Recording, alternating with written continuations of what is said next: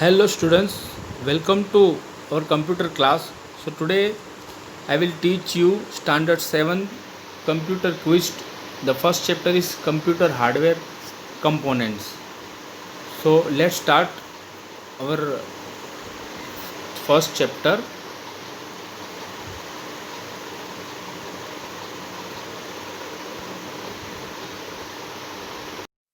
Computer are made of electronic parts called components. Each component has a specified function. They all work together when a computer is operated. Some of the components can be seen partly from the outside. Some components are inside the computer which can be seen only by beginning the CPU. Computer एक electronic भागों से बने होते हैं जिन्हें हम घटक कहते हैं और प्रत्येक घटक का एक विशिष्ट कार्य होता है, मतलब हर एक पार्ट्स का अपना एक खुद एक कार्य होता है। वे सभी एक साथ काम करते हैं। जब एक कंप्यूटर संचालित होता है कुछ घटकों को आंशिक रूप से देखा जाता है, जैसे कि बाहर होते हैं जो घटक। कुछ घटक कंप्यूटर बॉक्स के अंदर होते हैं जिन्हें केवल सीपीयू बॉक्स को खोलकर देखा जा सकता है। यहाँ पर आपके सामने कंप्यूटर का बॉक्स रखा हुआ है, आप अपने देख सकते हो कि अंदर के कुछ पार्ट्स आपको नाम के साथ दिए गए हैं।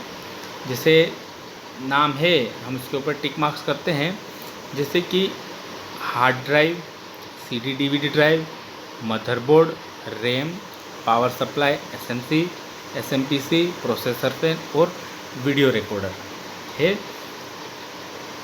सो हम सीपीयू के बारे में अब विस्तार से पढ़ते हैं। तो the central processing unit CPU also called a processor is the electronic brain of the computer. It executed instruction in response to command. The CPU is generally 2 inches ceramic square with a silicon chip located inside. The chip is usually about the size of a thumbnail. A processor is characterized by its speed or rate, how fast it can execute instruction. The speed is measured gigahertz or a billion of cycle per second. Most computers today are dual core or multi core. 2 or more CPUs are packaged in one. Earlier computer processors used numbers to identify the processor like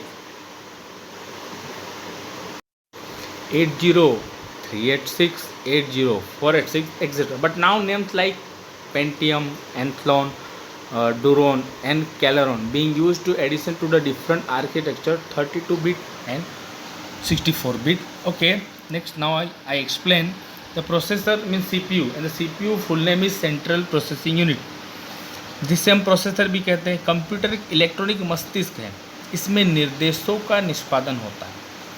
आदेश की प्रतिक्रिया मिलती है, हम जो उसे आदेश देंगे उसकी प्रतिक्रिया हमको मिलेगी आउटपुट के तौर पर। सीपीयू आमतौर पर 2 इंच का सिरेमिक होता है, अंदर स्थित एक सिलिकॉन चिप के साथ वर्ग चिप आमतौर पर एक थंबनेल के आधार के बारे में है।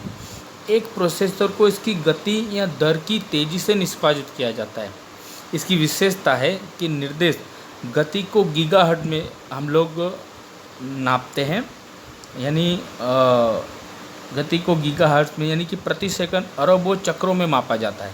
अधिकांश कंप्यूटर आज दोहरे कोर या मल्टी कोर है, मतलब अधिकांश जो आजकल के कंप्यूटर है दोहरे कोर मतलब double core, dual core, multi core processing है, यानी 2 या अधिक सीपीयू एक में पैक किए जाते हैं।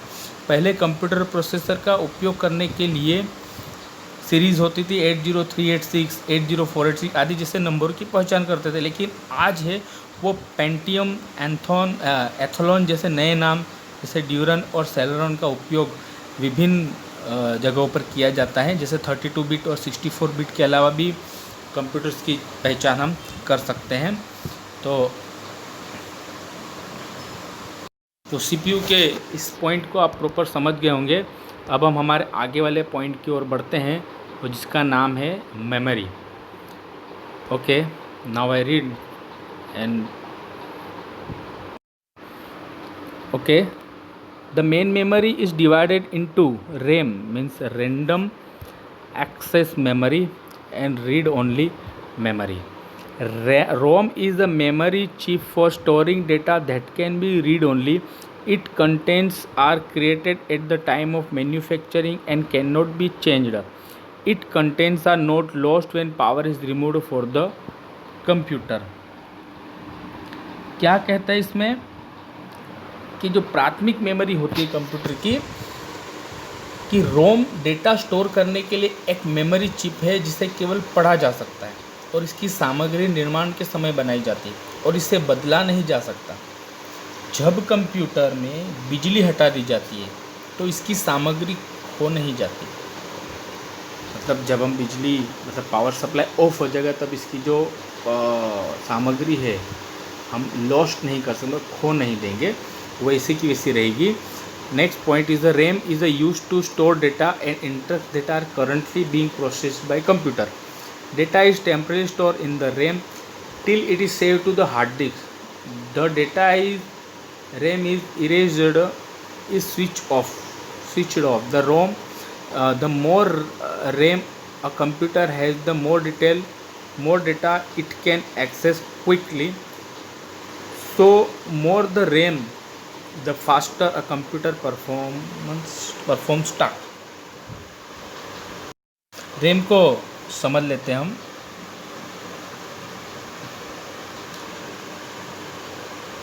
रैम का उपयोग डेटा और निर्देशों को संग्रहित करने के लिए किया जाता है कि जो वर्तमान में कंप्यूटर के CPU द्वारा संचालित किया जा रहा है। जैसे हार्ड डिस्क में जो डेटा अस्थायी रूप से वो रैम में संग्रहित होता है, यानी कि रैम में डेटा पावर होने पर जब डेटा पावर ऑफ हो जब तक हम कोई वर्क कर रहे हैं तो डेटा रैम में रहता है। जैसे ही डेटा जब तक हार्ड डिस्क में नहीं जाएगा तब तक डेटा रैम में रहेगा, पर अगर पावर सप्लाई ऑफ हो जाता है और हम डेटा को सेव नहीं करते तो रैम में से वो डेटा इरेज हो जाएगा। एक कंप्यूटर में जितनी अधिक रैम होगी उतना अधिक डेटा हम जल्दी से पहुंचा सकते हैं और अधिक रैम तेज़ी से एक कंप्यूटर कार्य भी करता है। ये समझ में आ गया होगा। Okay, go to next point, secondary memory. Secondary storage is the memory where the information is stored permanently. Hard disk is the secondary memory of computer. The hard disk stores the multiple types of data application. For example, the document and content that a user created and saves. The software to operate the computer, the application like word processor and the scratch are all stored on the hard disk. The computer loads the instructions from secondary memory into main memory as and when required. क्या है secondary memory? Means secondary storage device. तो secondary storage वहाँ memory होती है, वो memory होती है जहाँ सूचना स्थायी रूप से संग्रही होती है, मतलब परमानेंट डेटा, जहाँ से डेटा कहीं नहीं जाएगा, जिसे हम पावर ऑफ होने के बाद वो डेटा डिलीट नहीं होगा। हार्ड डिस्क कंप्यूटर की सेकेंडरी मेमोरी होती है और हार्ड डिस्क कई प्रकार के डेटा और एप्लीकेशन को स्टोर करता है। जैसे उदाहरण के लिए दस्तावेज हो, कोई सामग्री, कोई जो उपयोगकर्ता होता है वो उसे डेटा बनाता है और वहाँ पर स्टोर करके रखता है। कंप्यूटर को संचालित करने के लिए सॉफ्टवेयर, वर्ड प्रोसेसर और स्क्रैच जैसी जो एप्लीकेशन है वो सभी हार्ड डिस्क पर रहती है। कंप्यूटर माध्यमिक मेमोरी मतलब कि सेकेंडरी मेमोरी हार्ड डिस्क से निर्देशों को मुख्य मेमोरी यानी रैम में और जब आवश्यक हो तब वो लोड करता है। Okay, the next point is backup.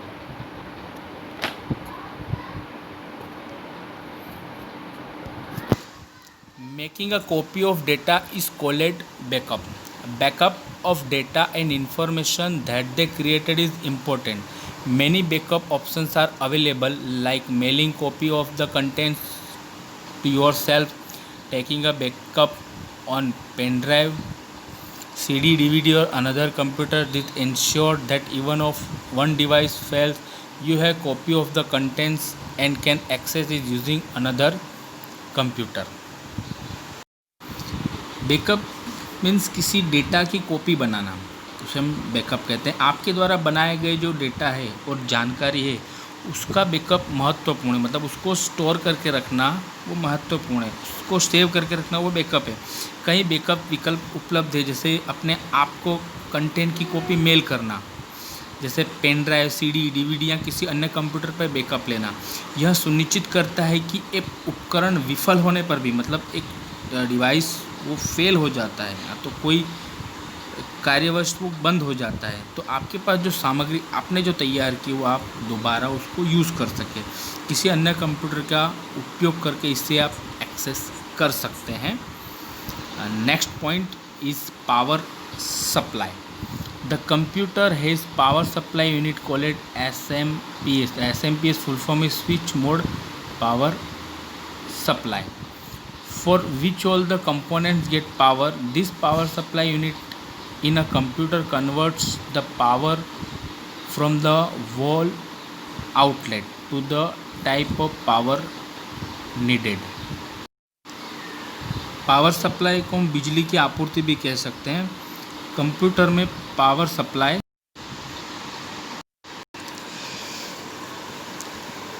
जहाँ से भी कंप्यूटर सभी कंपोनेंट्स को पावर मिलती है वो पावर सप्लाई है। कंप्यूटर में बिजली की आपूर्ति यानी कि एक दीवार के आउटपुट से आवश्यक बिजली के प्रकार को परिवर्तित करती है। पावर सप्लाई जो कंप्यूटर्स को पावर प्रोवाइड करता है वो पावर सप्लाई है। और एक डिवाइस है SMPS जो हम पावर सप्लाई के मोड में यूज़ करते हैं, जिसका फुल नेम है simple switch mode power supply. यहाँ पर आपको एक डिवाइस दिया गया है पिक्चर्स में, ये रहा SMPS। Okay, so next point, motherboard. That is a very important point. The motherboard is computer main circuit board and one of the most essential parts of a computer.